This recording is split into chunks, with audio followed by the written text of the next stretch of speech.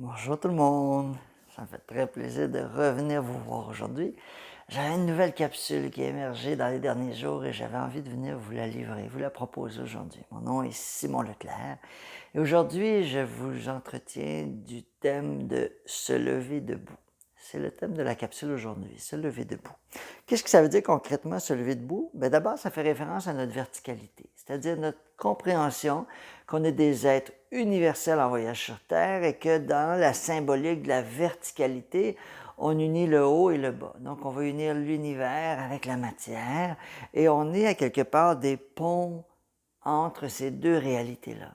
Donc, souhaiter que l'univers nous accompagne sans comprendre qu'on est à quelque part le pont pour que l'univers puisse rejoindre notre dimension, Dieu, appelez-le comme vous voulez, la source, l'énergie autour de nous, pour que cette énergie puisse descendre d'un étage énergétique, on comprend que le corps physique sert de relais. Ça, c'est ma propre compréhension du sens de l'incarnation, c'est amener le paradis universel dans la troisième dimension. Bien sûr, on cohabite avec toutes sortes de gens, toutes sortes de réalités, et puisqu'on sait que ce ne sont pas tous les humains qui vivent cette expérience, on en est très conscient. L'idée, c'est pas de comme on dit au Québec, se péter les bretelles, de dire moi j'ai compris le sens de l'univers, mais de comprendre que en assumant notre divinité, qu'on le veuille ou non, on va aider des gens autour à se rappeler de qui ils sont. Donc, assumer sa divinité tout en côtoyant des gens qui ne savent pas qu'ils portent en eux cette divinité-là et donc qu'ils ont le pouvoir de transformer leur réalité à travers, moi je dis les pensées ressenties, à travers la capacité d'intervenir par nos pensées, par nos sensations dans la matière, bien, ça nous permet de comprendre que en côtoyant ces gens-là, qui l'ont peut-être oublié, le souvenir qu'on porte en nous vibratoirement va les aider de toute façon à s'en souvenir. Peut-être pas demain matin, mais peut-être la semaine prochaine. Donc, le concept d'assumer sa divinité fait référence à la compréhension qu'on est des êtres universels en voyage sur Terre, et plus on le vibre dans notre corps, plus on arrive à le ressentir, plus ça devient notre réalité.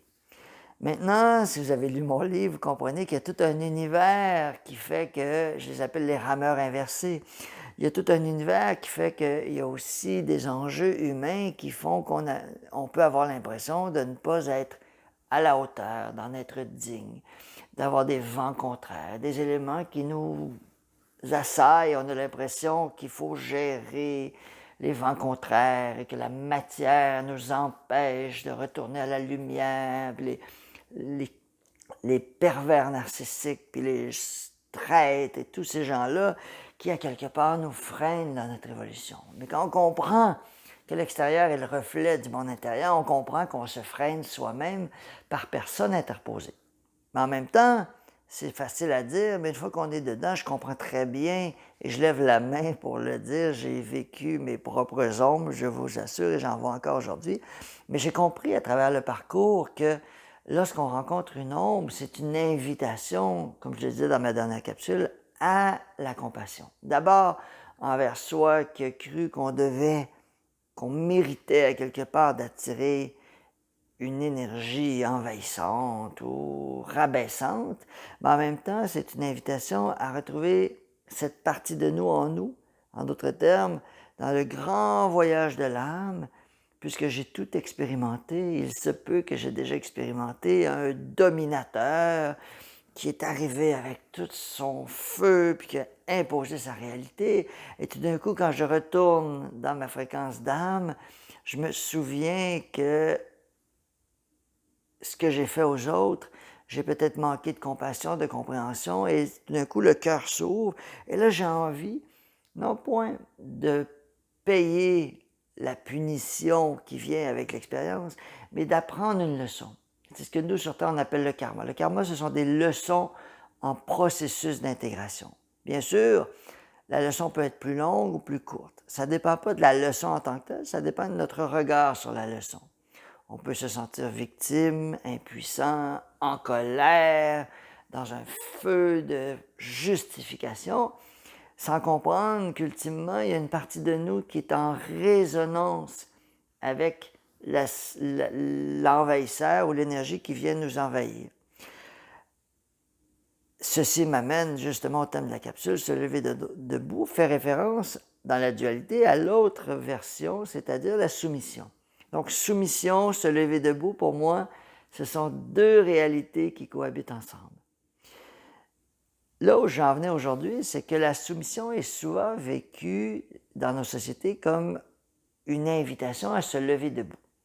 On est soumis au travail, on est soumis dans une relation amoureuse, on est soumis avec des parents, une mère contrôlante, une belle-mère contrôlante. Vous voyez le genre d'énergie qui nous dit non, c'est comme ça, puis là on doit soit s'incliner aussi, on se lève debout, tout d'un coup on perd tous nos moyens parce qu'on a l'impression que on va casser des œufs et c'est plus simple de se pencher.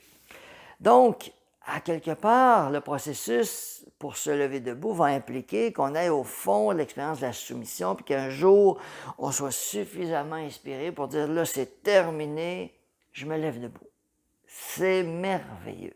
C'est une étape merveilleuse. Je me lève debout, j'affirme ma vérité, je dis non, je coupe les relations toxiques, s'il y en a, je coupe les ponts, je recadre les relations, c'est merveilleux. Le seul problème, c'est que si je fais ça sans comprendre la partie de moi qui a attiré le scénario, donc qui est rentré en résonance avec la soumission, se lever debout va nécessairement amener des effets secondaires.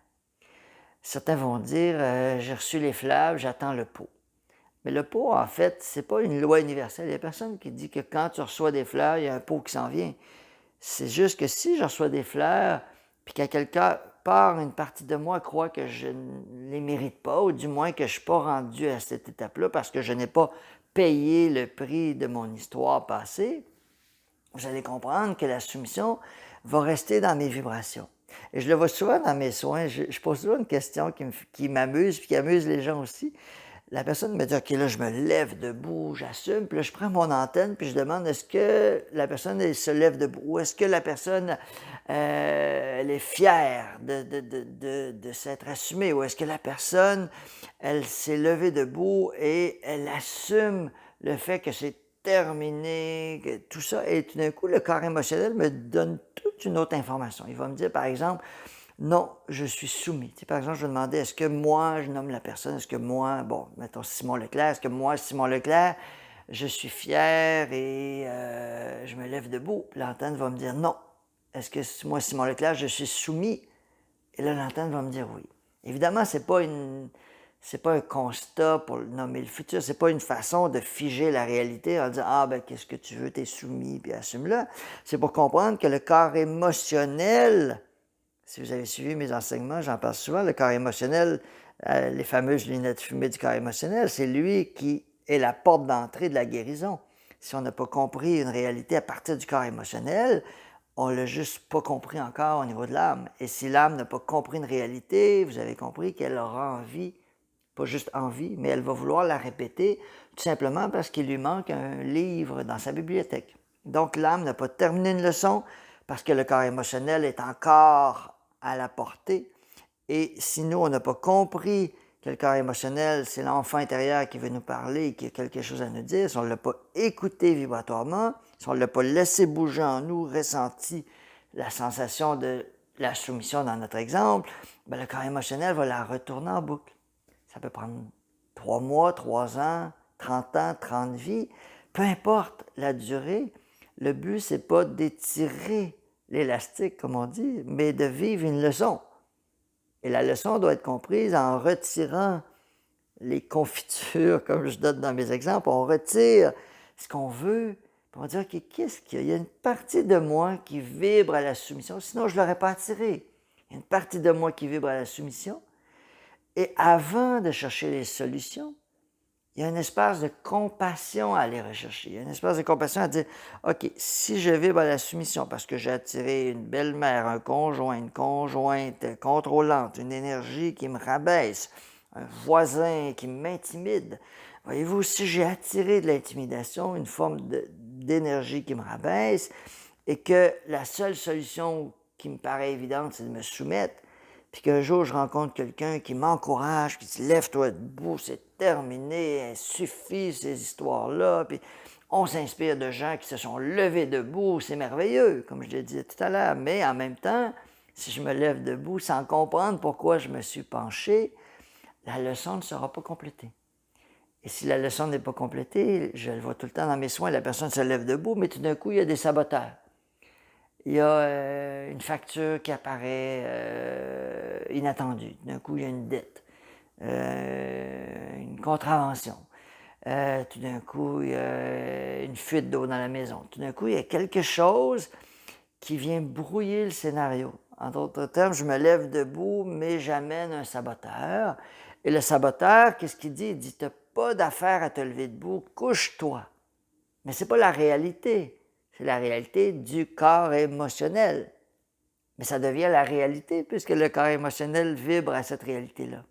Et donc, si la réalité à l'intérieur de moi, c'est couche-toi, puis que moi je dis non, je me lève debout, ce ne sont pas les gens à l'extérieur qui m'empêchent de me lever debout. Je peux bien m'imaginer que c'est parce que les gens ils veulent pas me donner ma chance, puis c'est à cause d'elle, si je suis encore pris là-dedans, elle ne croit pas en moi, puis j'ai pourtant dit que c'était ça, puis elle ne veut pas me croire. Bon, voyez-vous, tout ce monde-là, en lui-même, il est intéressant, je ne veux pas le nier. C'est vrai qu'il y a peut-être une personne qui ne croit pas en nous, qui nous rabaisse et tout ça, puis qu'on a beau se lever debout, la personne, tu sais, par exemple, on le voit souvent dans les familles, les gens vont dire, je me suis levé debout, mais dans ma famille, personne ne croit en moi. C'est parfait. Si personne ne croit en nous, ça veut peut-être dire que la famille, ce n'est pas l'endroit où on va aller chercher la reconnaissance.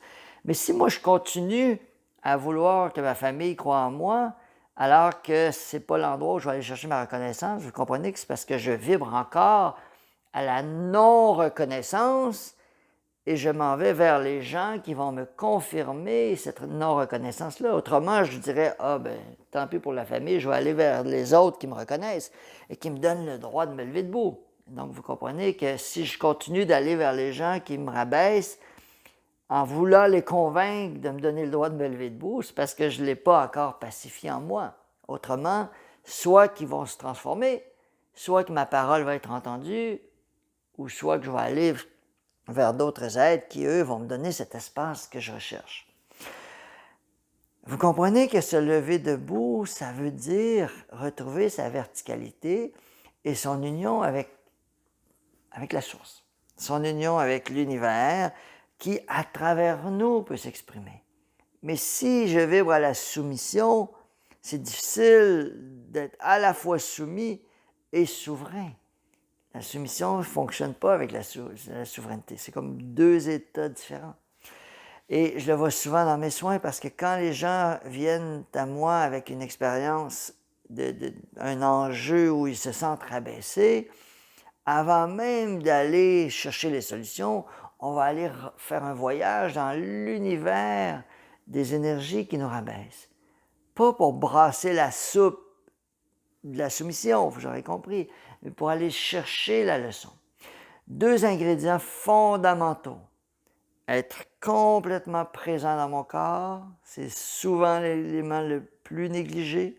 On essaie de rentrer en relation avec les émotions, mais on n'est pas dans notre corps. On rentre dans le corps. Imaginez le corps comme un pot, puis on rentre, on descend dedans. Parce que la nuit, on part. Donc le matin, on revient. Dans la journée, on revient. Quand on est décentré, on revient. Pour moi, avant de faire une capsule comme je fais aujourd'hui, ça me demande d'être là. Je ne peux pas commencer ma capsule puis être éparpillé.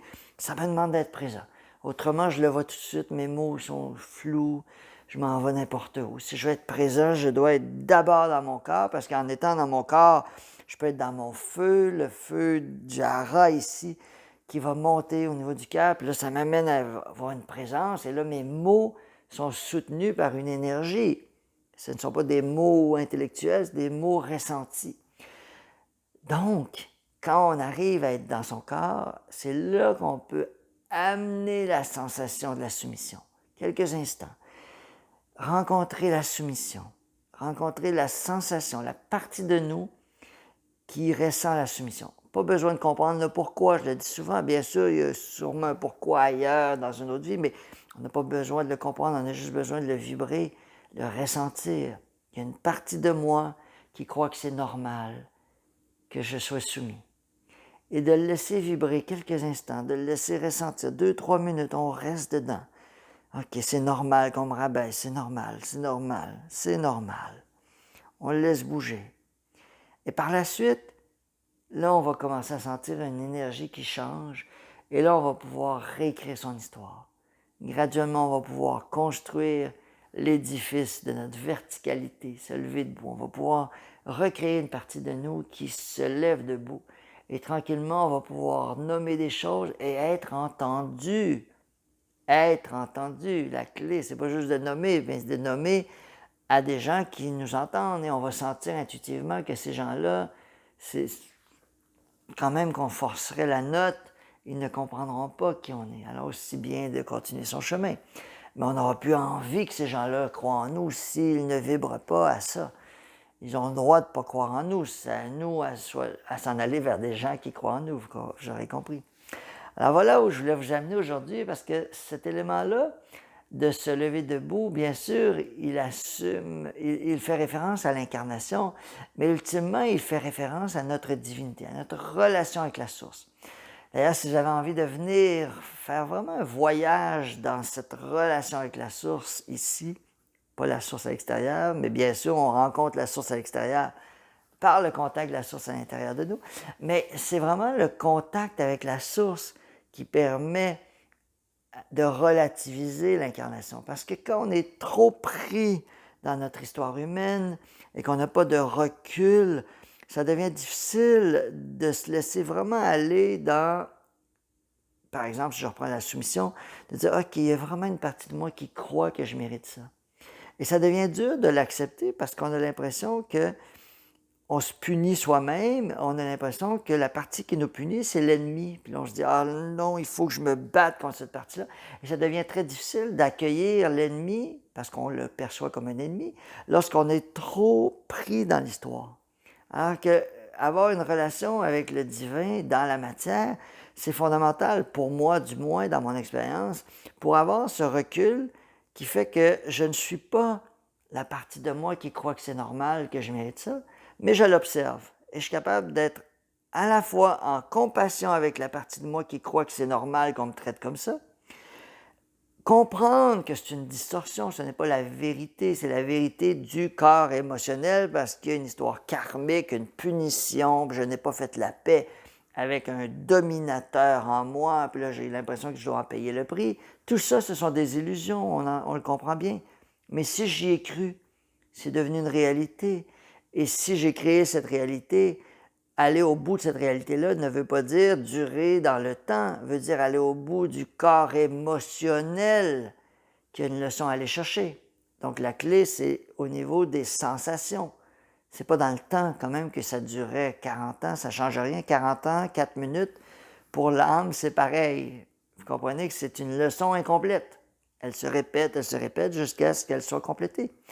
Et on la complète par la sensation. Sensation au niveau du corps émotionnel. Donc, c'est comme ça que ça se complète. Donc, comme je disais, la relation avec le divin, c'est la relation avec notre pouvoir dans l'incarnation et notre capacité de nous accompagner soi-même, nous-mêmes, à partir d'une station plus large. J'aime bien l'image du grand frère, de la grande sœur, comme s'il y avait une partie de nous qui nous accompagnait dans l'incarnation et qui cohabitait avec le petit frère ou la petite sœur. C'est comme s'il y avait à la fois un grand frère et un petit frère en nous. Et les deux se donnent la main. Il n'y en a pas un qui se juge, c'est vraiment une cohabitation. Et c'est cette rencontre-là qui nous permet, dans mon expérience, de reconnecter plus amplement avec la source parce qu'on arrive à dédramatiser l'histoire humaine pour comprendre qu'on n'est pas cela, mais en même temps, on cohabite avec cette réalité-là et on peut l'observer à partir de ce que le Bouddha nommait l'observateur, c'est-à-dire on est à l'extérieur, mais à la fois on est dedans. On est capable de pleurer, de ressentir plein d'émotions, mais on sait que ce n'est pas notre réalité, c'est la réalité de ce qu'on vit en ce moment. Mais on n'est pas cela. On est un être spirituel en voyage sur Terre. Alors voilà ce que j'avais envie de vous partager aujourd'hui. J'espère que cette petite capsule vous a plu. Comme je disais, si vous avez envie de venir faire un atelier. D'abord, d'ailleurs, j'en donne un en présentiel bientôt, le 16 mars 2024, dans mon salon. Vous voyez mon fameux divan, ça va se passer ici, près de Val-David, dans les Laurentides. Donc, si vous avez envie de venir, ça va me faire plaisir de vous accueillir. Il peut y avoir une vingtaine de personnes, là, donc on n'est pas loin. Il reste encore des places. Si vous avez envie de venir, manifestez-vous. Et bien sûr, si vous voulez vivre une expérience d'accompagnement individuel, j'offre les consultations individuelles. Vous avez toutes les informations sur mon site Internet. Alors, je vous souhaite une très belle journée et au revoir.